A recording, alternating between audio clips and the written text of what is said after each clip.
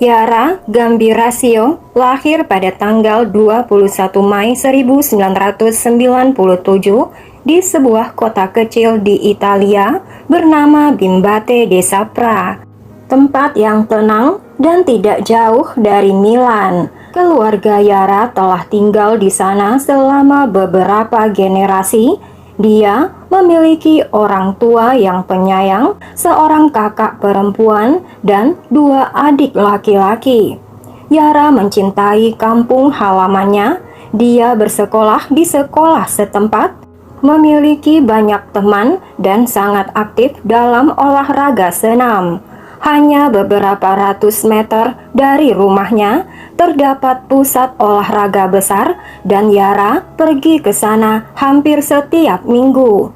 Pada tanggal 26 November 2010, ketika dia berusia 13 tahun, Yara berencana untuk segera mampir ke gym untuk mengembalikan stereo ke pelatih. Sekitar jam 5:15 sore, Yara mengucapkan selamat tinggal pada orang tuanya dan pergi keluar dan mengatakan dia akan kembali sekitar 1 jam kemudian. Orang tua Yara tidak khawatir membiarkan Yara keluar rumah sendirian karena kota mereka sangat aman dan berjalan ke gym hanya membutuhkan waktu beberapa jam. Tapi pada malam itu, mereka mulai khawatir karena Yara belum pulang juga. Pada jam 7:11 malam, ibunya mencoba menelpon Yara, tapi langsung masuk ke voicemail. Hal ini sangat mengkhawatirkan orang tuanya. Mereka segera menghubungi polisi. Kasusnya dirujuk ke Departemen Kepolisian di kota terdekat yang lebih besar, sekitar 11 km jauhnya, dan seorang detektif berpengalaman, Leticia Ruggeri, ditugaskan menangani hilangnya Yara. Detektif segera mengirim orang ke kota tersebut untuk memulai pencarian dan menelpon polisi militer untuk meminta bantuan. Setelah berbicara dengan orang tua Yara, detektif pergi ke gym untuk mengumpulkan gerakan terakhir Yara.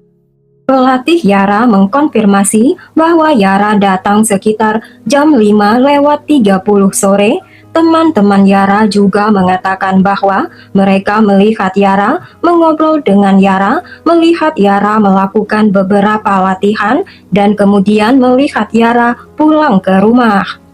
Polisi juga mengetahui bahwa pada pukul 6:44 malam, Yara telah mengirim pesan teks kepada seorang teman. Dan ini terakhir kali ada yang mendengar tentang Yara. Penyelidik memutuskan bahwa Yara menghilang di suatu tempat antara kompleks olahraga dan rumahnya dalam perjalanan pulang. Polisi dibagi ke dalam beberapa kelompok, dengan satu kelompok menyisir jalan dan yang lainnya mencari saksi dan petunjuk lain seperti rekaman kamera CCTV.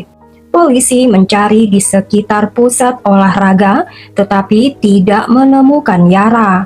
Polisi lokal dan militer menjelajahi jalan-jalan, ladang, dan tepi sungai kecil yang mengalir melalui kota. Pemadam kebakaran dan sukarelawan juga bergabung dalam pencarian, namun tidak seorang pun yang dapat menemukan Yara. Detektif kemudian menghubungi unit anjing pelacak. Anjing-anjing pelacak mendeteksi aroma Yara dari barang-barang miliknya.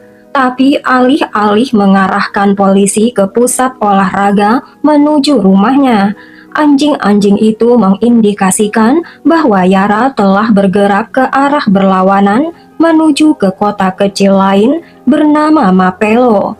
Leticia juga meminta lokasi data ponsel Yara yang menunjukkan bahwa ponsel Yara telah terhubung ke menara di Mapello pada pukul 6:49 malam.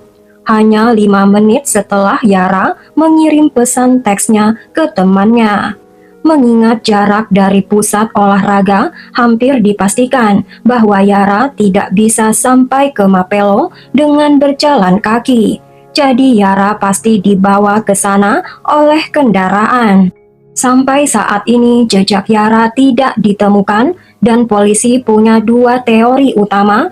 Yang pertama dan kemungkinan besar adalah Yara telah diculik. Yang kedua, Yara mungkin melarikan diri, tetapi ada keraguan serius tentang hal ini. Dalam pesan terakhirnya, Yara telah membuat rencana untuk bertemu seorang teman keesokan harinya, membuat sulit untuk dipercaya bahwa Yara memutuskan untuk melarikan diri beberapa menit kemudian. Penyelidik mewawancarai semua kerabat dan teman Yara, tetapi tidak ada yang menunjukkan adanya masalah di rumah. Leticia memerintahkan penyadapan telepon semua anggota keluarga dan beberapa lusin orang. Leticia mengambil langkah yang berani dan dia meminta data lokasi ponsel untuk setiap ponsel yang ada di Mapelo pada malam hilangnya Yara. Jika memang penculikan, ponsel pelaku akan terhubung ke menara di area tersebut, tapi untuk mengidentifikasi pelakunya masih akan sangat menantang. Polisi menerima informasi dari 15.000 telepon yang ada di kota Mapelo malam itu. Polisi berusaha memeriksa masing-masing individu ini dan tim khusus dibentuk untuk memantau ribuan nomor yang tampak mencurigakan karena berbagai alasan. Sementara itu, pencarian terhadap Yara terus berlanjut, tetapi dari hari ke hari tanpa hasil. Dalam beberapa hari, polisi telah mendengarkan ribuan jam percakapan telepon, tetapi tidak satupun di antaranya terkait dengan hilangnya Yara. Ini berlanjut hingga akhir bulan November 2010. Salah satu petugas tiba-tiba mendengar kalimat yang sangat mencurigakan. Seorang pria di telepon mengatakan, "Maafkan saya Tuhan, aku tidak membunuhnya." Penyelidik dengan cepat mengidentifikasi pria itu sebagai Muhammad Fikri, seorang pekerja konstruksi dari Maroko yang tinggal di kota yang sama di mana sinyal ponsel Yara terakhir terdeteksi. Polisi mencoba menemukan pria itu, tetapi ada masalah. Tim yang memantau percakapan telepon mendengarkan rekaman dengan penundaan beberapa hari karena tidak mungkin untuk mendengarkan begitu banyak panggilan telepon secara real time. Panggilan ponsel Fikri baru didengar 3 hari setelah panggilan telepon itu dibuat. Dan pada saat polisi tertarik pada Fikri, dia sudah berada di atas kapal menuju Maroko. Semua ini terlihat sangat mencurigakan sehingga pihak berwenang Italia memutuskan untuk mencegat kapal itu. Polisi menemukan pria itu, menangkapnya dan membawanya kembali ke Italia. Sementara itu, penyelidik menemukan petunjuk mengerikan lainnya. Mereka menemukan mobil Fikri dan menemukan kasur dengan noda darah di bagasi. Kasur itu segera dikirim ke laboratorium. Tetapi di sini polisi menghadapi perubahan tidak terduga. Darah tersebut bukan milik Yara dan bahkan bukan milik manusia. Setelah analisa lebih lanjut terhadap rekaman ponsel, terungkap bahwa Fikri telah mengatakan sesuatu yang sangat berbeda dalam bahasa negara asalnya. Dan petugas telah salah menerjemahkan bagian kedua dari frasa tersebut. Setelah melakukan pemeriksaan tambahan, penyelidik mengkonfirmasikan bahwa Fikri tidak ada hubungannya dengan hilangnya Yara, dan mereka harus melepaskan Fikri. Pada saat itu, kasus Yara menjadi salah satu topik paling terkenal di seluruh Italia dengan liputan luas di media nasional. Jutaan orang mengikuti upaya pencarian dengan harapan Yara ditemukan hidup. Ketika Fikri ditangkap, banyak orang yakin bahwa penculiknya akhirnya ditangkap, sehingga berita bahwa Fikri tidak bersalah menjadi kejutan dan kekecewaan. Hal ini berlanjut selama 4 bulan berikutnya hingga tanggal 26 Februari 2011, seorang pria dari kota kecil 9,5 km dari rumah Yara pergi ke salah satu dari banyak lapangan terdekat untuk menerbangkan pesawat yang dikendalikan dari jarak jauh. Tetapi pesawat itu mengalami beberapa masalah dan dia harus mendaratkannya di tempat dengan rumput tinggi yang tebal untuk mencegah pesawat untuk jatuh ke tanah. Ketika pria itu pergi untuk mengambilnya, dia melihat tumpukan. Pada awalnya tidak terlalu dia pikirkan, tapi dia melihat sepatu boot yang mencuat dari bawah tumpukan dan dia memutuskan untuk menelpon polisi. Polisi menemukan jasad manusia di bawah kain, tetapi tingkat pembusukan membuat hampir mustahil untuk mengidentifikasi korban secara visual. Namun ketika Leticia tiba di TKP, dia langsung tahu bahwa itu adalah Yara. Dia mengenakan pakaian yang sama yang Yara kenakan ketika dia pergi ke pusat olahraga 3 bulan sebelumnya. Di dekat jasad, petugas juga menemukan iPad, kunci rumah, kartu SIM card, dan baterai yang dapat dilepas dari ponsel Yara. Tetapi ponsel Yara itu sendiri tidak ditemukan. Ahli patologi paling terkenal di Italia dibawa untuk memeriksa jenazahnya dan menyimpulkan penyebab kematian Yara adalah beberapa luka tusuk. Ahli itu tidak menemukan tanda-tanda penyerangan, tetapi fakta bahwa beberapa pakaian rusak membuat penyelidik yakin ini adalah motifnya. Ahli juga menemukan serat pada jasad yang biasa digunakan dalam jenis kain tertentu. Hal ini menunjukkan bahwa pembunuhnya mungkin bekerja di fasilitas manufaktur terkait di suatu tempat di daerah tersebut. Polisi menemukan 2 sampel DNA asing, satu dari sarung tangan korban dan satu lagi dari baterai ponsel. Namun ada beberapa masalah. Sampelnya cukup sedikit sehingga sulit untuk mengekstrak profil lengkap. Juga tidak ada kecocokan di berbagai database sehingga penyelidik menemukan jalan buntu. Tetapi 2 bulan kemudian, Leticia menerima panggilan telepon tidak terduga dari laboratorium yang melaporkan bahwa setelah pemeriksaan lebih lanjut pada barang-barang korban, mereka menemukan bahan biologis di celana dalam Yara, dan analisa tersebut menghasilkan profil DNA lengkap dari pria tidak dikenal. Dengan DNA pembunuh di tangan, Leticia membagi petugas dalam kelompok berbeda dan menugaskan mereka tugas spesifik tertentu. Ada yang bertugas mengumpulkan sampel DNA dari semua kerabat dan kenalan Yara dan semua orang di kompleks olahraga.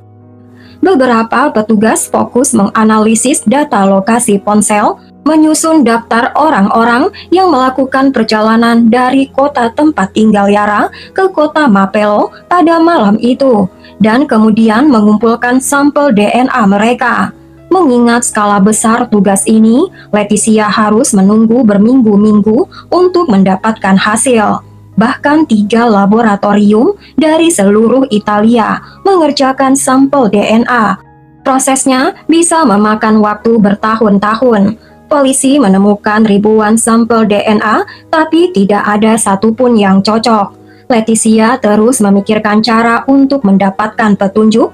Dia mendapat ide, tidak jauh dari lapangan tempat jasad Yara ditemukan, terdapat sebuah klub malam. Leticia tahu bahwa pembunuh meninggalkan jasad korban di daerah yang akrab bagi pembunuh.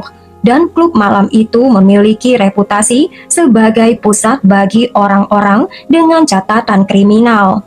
Polisi mengumpulkan sampel DNA dari semua pengunjung klub malam. Leticia menugaskan beberapa petugas untuk berjaga di klub malam tersebut, mengumpulkan sampel DNA dari semua orang yang masuk.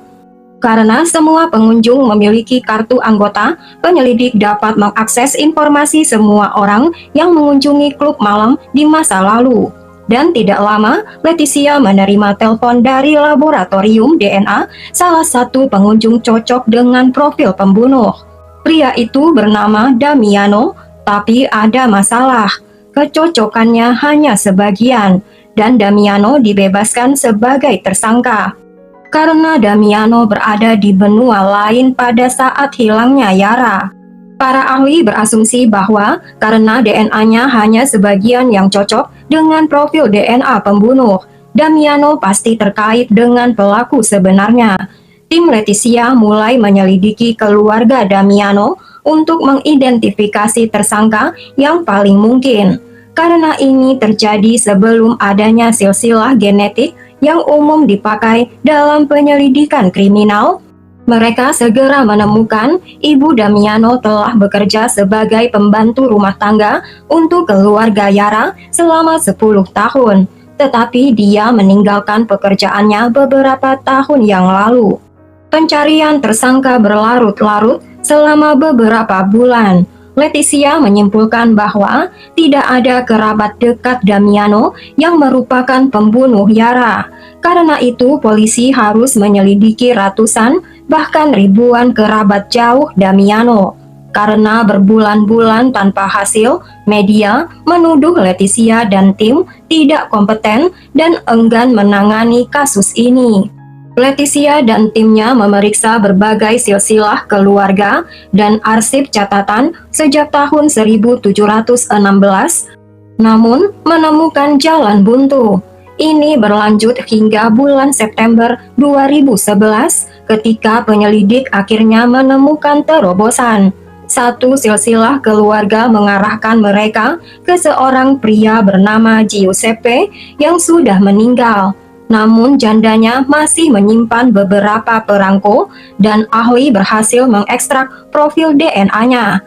Hasilnya menunjukkan bahwa Giuseppe kemungkinan besar adalah ayah atau kakek dari si pembunuh yang DNA-nya ditemukan di celana dalam korban. Giuseppe memiliki 2 putra dan penyelidik memperoleh sampel DNA mereka.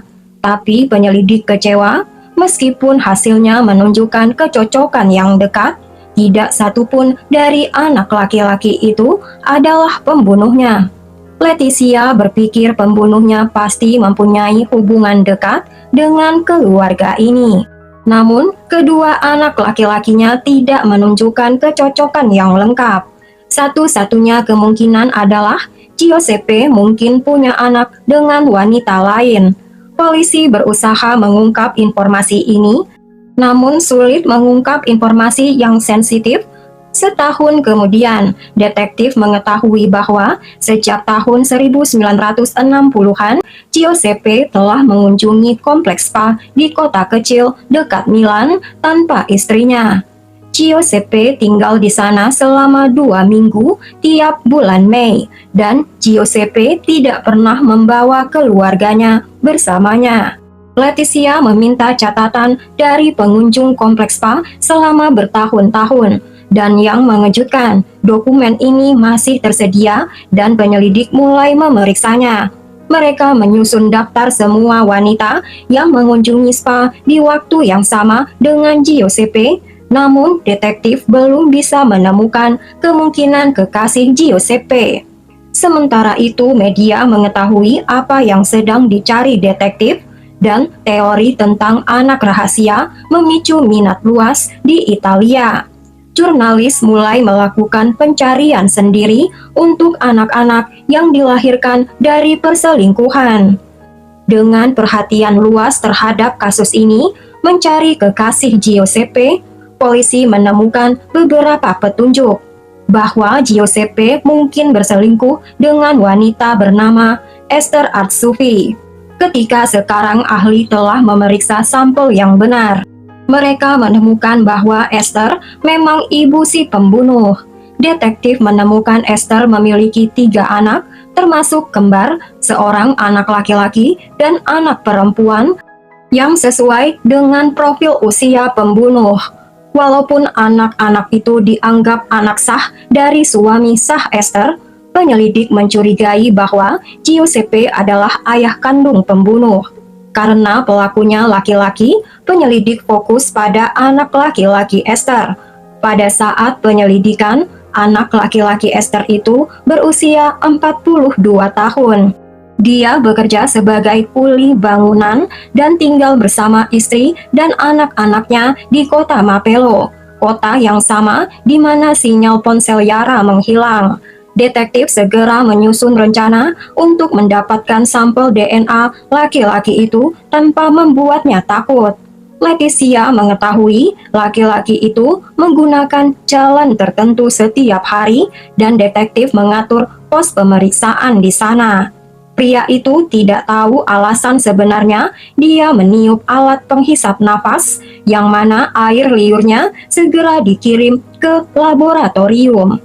Setelah 4 tahun pembunuhan Yara, Leticia mendapat konfirmasi DNA laki-laki itu benar-benar cocok dengan sampel biologis yang ditemukan di celana dalam Yara.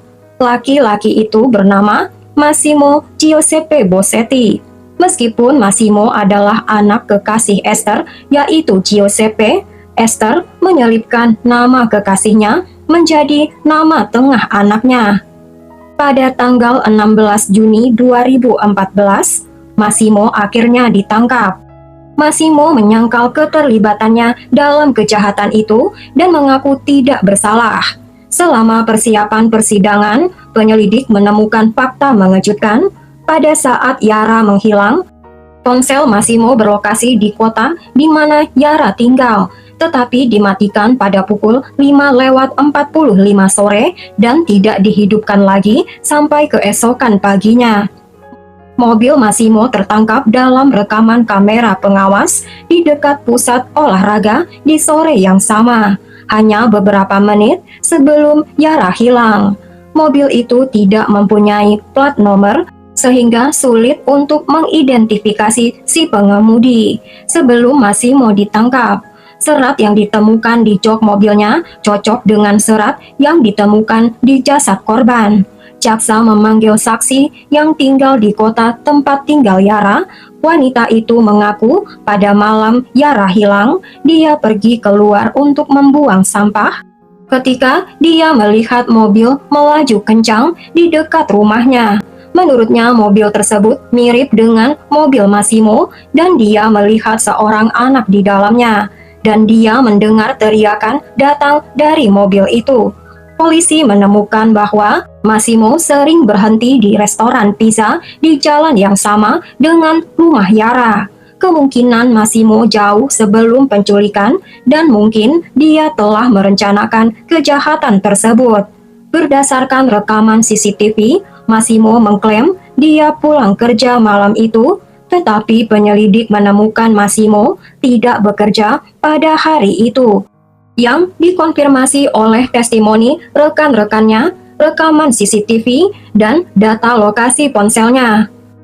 Pada tanggal 1 Juli 2016, pengadilan di Bergamo menjatuhkan hukuman penjara seumur hidup kepada Massimo Bossetti. Dia telah mencoba mengajukan banding beberapa kali, tetapi masih menjalani hukumannya di Italia. Penyelidikan yang berliku dan memakan waktu bertahun-tahun tidak membuat polisi menyerah untuk menemukan penjahatnya. Ternyata hanya dengan satu bukti DNA, yaitu bahan biologis asing yang tertinggal di pakaian korban, dapat mengungkap misteri siapa pembunuh Yara. Sampai di sini dulu guys, semoga kalian tetap setia nontonin channel ini ya. Terima kasih sudah menonton channel ini, jangan lupa tekan tombol subscribe-nya, tekan juga like, dan tekan tombol notifikasinya, supaya tahu setiap saya upload video baru.